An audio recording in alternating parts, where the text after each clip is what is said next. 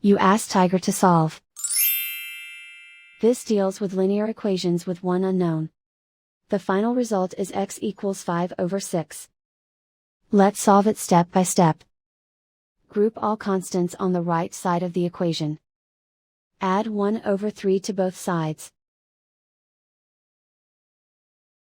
Combine the fractions. Combine the numerators. Reduce the zero numerator. Simplify the arithmetic.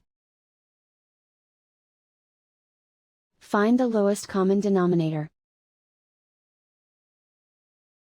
Multiply the denominators.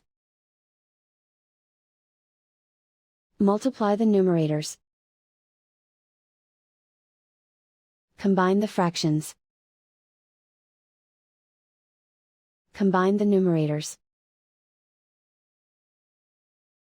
And so the final result is x equals 5/6.